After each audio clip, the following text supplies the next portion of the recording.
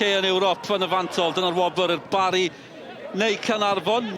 Kenny i Caernarfon os y gyfle ar y postyn. Pecha! Lewis yn cael ei law iddi. Mae dala Bradley fod yna, ddim cwestiwn. Darren efo gret o bel a pwysa arni yn berffaith. Jack Kenny, mynd i ddod sgorio, mae'n rong o'r rydyn. Mae'n ddi beth gyda i feddwl. A dwi'n meddwl i fynd pam na Sean Bradley ddim dechrau rediad yn gynta hynna. Mendes di cipio'r meddiant. Campus dal i fynd. Gwych gan Mendes, Bradley yn ffigio a'r ergyd yn wyllt yn y pen draw. Gwych gan Mendes yn cwffio ma bel. Ac eto, yn bas ma yn slic i fewn i Bradley. Dim llawer yn mynd i Sean Bradley ar y munud, ond mynd i Sean dal i drio. Cottrell yn yr heilwen. Yn ei chrymanu ddi, oedd hi'n gyfle enfawr. Cyfle enfawr i Patton, heibio'r postyn mae di mynd. Am bel gan Cottrell. Maen nhw'n cymryd i sydyn, dyna di'r gyfrinach yma. Cottrell ar y bel, sydyn, gweld yr ediad, tynnu'r postyn bella, y peniad, pawb yn sefyll yn ston. Pawb yn meddwl oedd hi'n mynd i mewn i dod.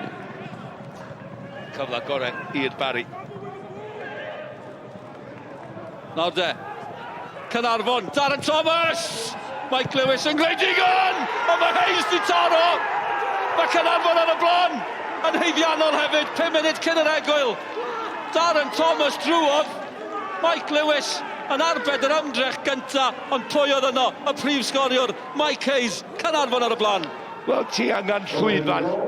Wel, mae Darren Thomas angen llwyfan fel hyn. A edrycha, ond mae o'n ia newid ger mwyn ag unwaith, ia mynd heibio chwaraewyr, ia cadw i ben i rowlio'r bel ar draws. Mike Lewis yn y gol i'r gonel bella na, ond mae Mike Lewis yn neud yr arbediad. Pwy sy'n dilyn mewn?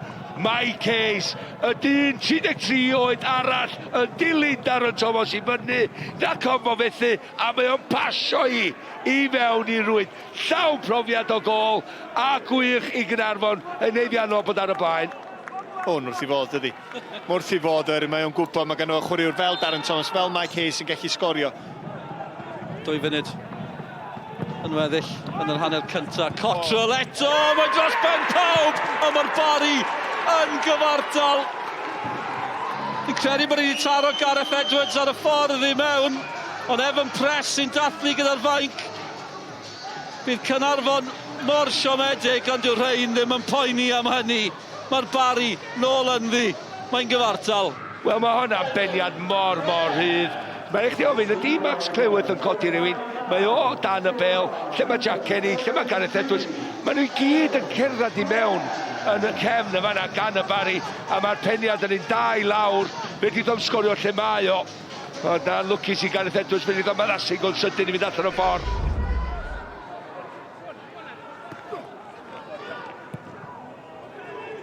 Os na gyfle yn sydyn, Hayes i Caernarfon, mae di cael un! Mae di cael ail!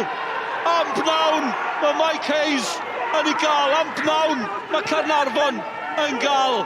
Dechrau'r ail hanner, nôl ar y blaen, mor syml hynny, y Barri 1, Caernarfon 2. Mae wedi tynnu rhwng ddau chwaraewr. Mae Jack Kenny di ffeindio fo'r pwysau cywir. Rwan, beth ti'n mynd, ipyn bach o lwc yma na, ond o mae hynna yn just llawn dychymig, llawn hyder di sgorio gol gynta. Just i gyffyrddio bach yma na, ipyn bach o lwc, a mae'n bownsio'n garedig, mae ar i fyny, a dwi'n mysio ni llawer ar hon. Mae'n dwi'n dweud, da ni'n gweld y bel yn mynd dros y traws, rhywun yn ei gorfod ar ni. Dim Mike Hayes, dim heddiw, a dim i Caernarfon. Hayes, ser yn y sioe, yn ôl yn y tîm, yn ôl wythnos diwetha. Mae wrth i fod, mae'n mwynhau hynna'n hynny'n amlwg. Mae chwilio am i hat-trick rwan dydi. Kenny di bod yng nghanol pethau o'r eiliad gyntaf. Mae Noah Edwards yn mentro bell. Mike Lewis ar arbediad yn erbyn y bar. Mae'n gic gornel. Ydy hwnna'n mynd am y gornel fel yna. Mae'n cael llawiad iddi a mynd taro traws. Ydych chi? O di mai. O, da ni reit i ôl i hwnna. A werth gwylio Gwyneb Hugh Griffiths. Mae Hugh yn gwybod, os mae hwnna'n mynd i fewn, bron iawn. Mae nhw bronion yna. A nawr yw'r amser i Caernarfon a Darren Thomas, syth at Mike Lewis. Oedd hi'n gyfle arall. Na droed chwith Darren Thomas, fe'n dod ar draws i gorffos sy'n anoddach byth i amseru hi yn berffaith i gael ei ar draws y golwr. Hayes drwodd ddim yn cam sefyll, mae Ceys edrych am hat-trick! Oedd Kenny yn galw amdani hefyd. Ac oedd honna yn gyfle i gladdu'r gêm yma. Tro be, mewn 2 feddwl o fanna, dwi'n siŵr. Dwi'n gwybod i groesi, mae ben o'i fyny, mae'n gweld Jack Kenny, a na, mae'n mynd am y gol. Seinti i'r Barri, un camgymeriad yn sydyn. Mae allai fod yn beryg bywyd, yr eilydd yn mentro.